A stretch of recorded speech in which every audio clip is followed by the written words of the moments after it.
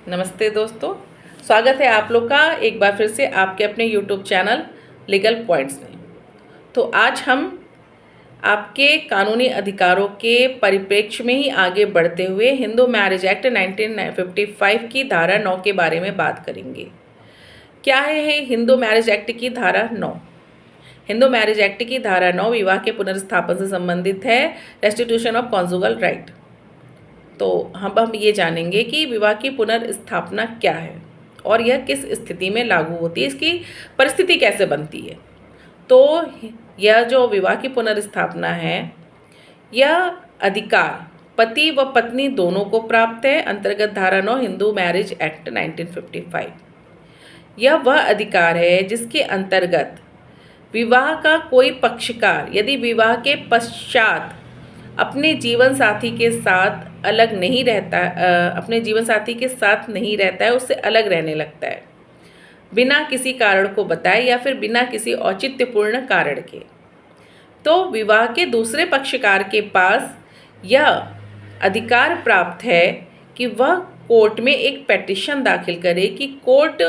इस मामले में हस्तक्षेप करे और उसके फेवर में एक डिक्री पारित करे उसके जीवन साथी को उसके साथ रहने के लिए।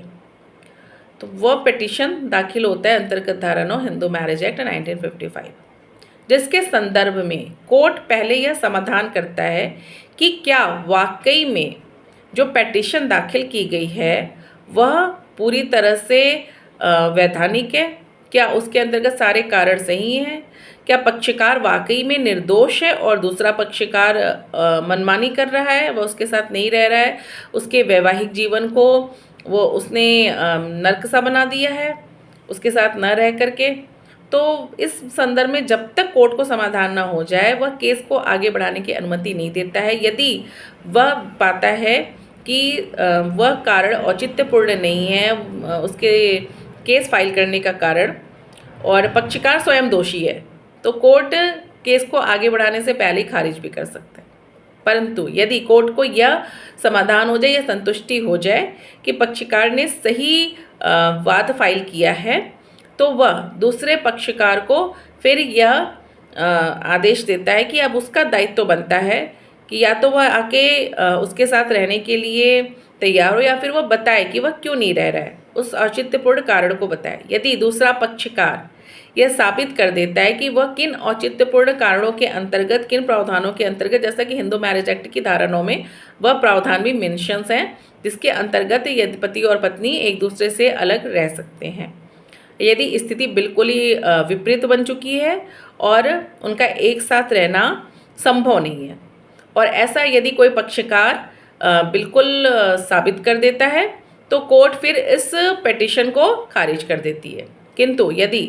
दूसरा पक्षकार उन कारणों को नहीं बता पाता है, नहीं संतुष्ट कर पाता है, तो कोर्ट फिर यह डिक्री पारित कर देती है कि उस विवाह के दूसरे पक्षकार को अपने जीवन साथी के साथ रहना है। किंतु यह जो निर्णय होता है यह किसी भी पक्षकार पर बाध्यकारी नहीं होता है, यह केवल सामाजिक परिप्रेक्ष्य में विवाह को न टूटने देने के लिए एक वैधानिक व्यवस्था बनाई गई है। इस संबंध में सुप्रीम कोर्ट का समय समय पर निर्णय आता है कि यह एक बाध्यकारी नहीं है, यह एक क्योंकि इसको ख़त्म करने की मांग कई बार की गई है, ये हमारे अधिकारों के 49 और 21 कॉन्स्टिट्यूशनल राइट का वॉयलेशन है। बट सुप्रीम कोर्ट इस बारे में कई बार इस बात को अपने निर्णयों के द्वारा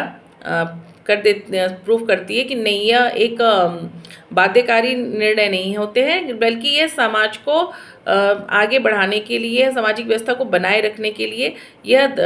कानून जो है वो ज़रूरी है, किंतु यह बाध्यकारी नहीं है। हम इसके अंतर्गत किसी के भी लिबर्टी एंड डिग्निटी का वायलेशन नहीं करते हैं। तो इसका जो फ़ायदा है वो उस समय मिल सकता है यदि पत्नी बिना किसी कारण के अपने मायके चली जाती है या अपने पति से अलग रहती है और उसके बावजूद वह उसके ऊपर मेंटेनेंस का वाद दाखिल करती है, तो पति इस धारा के अंतर्गत अपनी पत्नी के अगेंस्ट केस फाइल कर सकता है। और यदि पत्नी यह साबित नहीं कर पाती कि वो अपने पति से किन औचित्यपूर्ण कारणों से अलग रह रही है, तो पति को मेंटेनेंस न देने से वो बच सकता है। और इसके अलावा विवाह की पुनर्स्थापना के द्वारा जब कोर्ट का यह फैसला आता है तो उसके पश्चात भी यदि ये लोग 1 साल तक पति पत्नी 1 साल तक अलग ही रहते हैं तो उन दोनों को ये अधिकार प्राप्त हो जाता है कि उनमें से कोई भी यदि तलाक लेना चाह रहा हो और उनको कोई औचित्यपूर्ण कारण नहीं मिल पा रहा हो तो अब 1 साल तक अलग रहने के पश्चात उनके पास ये कारण होता है कि वो इस आधार पर तलाक की पिटीशन फाइल कर सकते हैं। कोर्ट के द्वारा एक बार यह निर्णय दे दिया जाए कि आप लोग एक साथ रहिए और फिर भी एक साथ रहना संभव न हो और 1 साल तक आप अलग रहते हो तो आप तलाक का इस आधार पर, सिर्फ इस ग्राउंड पर आप तलाक के लिए पिटीशन फाइल कर सकते हो। तो एक तो ऐसे पति पत्नी को यह लाभ प्राप्त होता है। दूसरे, इस सेक्शन का जो बेनिफिट है वो उन कपल्स को होता है जो कि अपने घर वालों की मर्जी के विरुद्ध विवाह तो कर लेते हैं, प्रेम विवाह कर लेते हैं, जिसमें घर वालों की संतुष्टि नहीं होती है, उनकी मर्जी नहीं होती है, उनकी अनुमति नहीं होती है। अक्सर ऐसा देखा गया है, वो विवाह तो कर लेते हैं लेकिन लड़कियों को अक्सर घर वाले रोक लेते हैं, उनको उनके पति के पास नहीं जाने देते हैं। तो इस परिप्रेक्ष्य में ऐसे कपल के पास ये राइट है कि वह कोर्ट के पास जाए हिंदू मैरिज एक्ट की धारा 9 के अंतर्गत और साथ ही साथ स्पेशल मैरिज एक्ट की धारा 22 के अंतर्गत उसे यह अधिकार प्राप्त है कि वह कोर्ट में जाए और उसके पास प्रार्थना करे उसके वैवाहिक जीवन को आगे बढ़ाने के लिए। तो इसके आधार पर यदि पत्नी भी आकर के कोर्ट में ये कह देती है कि हाँ वह अपने पति के साथ रहना चाहती है और उसके घर वालों ने उसे रोक रखा है तो कोर्ट फिर इनके पुनर्स्थापना की डिक्री पारित कर देती है। तो ऐसी स्थिति में इस तरह के कपल जो है वो इस पिटीशन का लाभ ले सकते हैं, इस धारा का लाभ ले सकते हैं। और ऐसा होता है कि ऐसा नहीं कि सिर्फ लड़कियों को ही रोका जाता है, कई केसेस ऐसे भी आते हैं जिसमें लड़कों को उनके घर वालों की तरफ से बाध्य किया जाता है अलग अलग ग्राउंड पे कि वो उस लड़की के साथ नहीं रह सकते और वो अपना घर छोड़कर भी नहीं जा सकते हैं। तो पत्नियां भी कोर्ट में केस फाइल कर सकती हैं और यदि वह ये साबित हो जाता है और लड़के भी ये मान लेते हैं तो फिर कोर्ट उन्हें एक साथ रहने का अधिकार देती है, उनको निर्णित करती है। तो इस आधार पर आप इस सेक्शन का लाभ ले सकते हैं और इसके अंतर्गत आगे की जानकारी भी मैं आपको दूंगी, उन प्रावधानों के बारे में भी बताऊंगी जो औचित्यपूर्ण कारण है और इसके अंतर्गत और भी जो प्रावधान हैं। तो लेकिन वह नेक्स्ट वीडियो में। यदि आपको वीडियो अच्छी लगे और आपको जानकारी अच्छी लग रही हो, आपके लिए बेनिफिशियल लग रही हो, आपको कुछ पता चल रहा हो तो प्लीज़ प्लीज़ प्लीज़ मेरे चैनल को लाइक, सब्सक्राइब एंड शेयर ज़रूर करें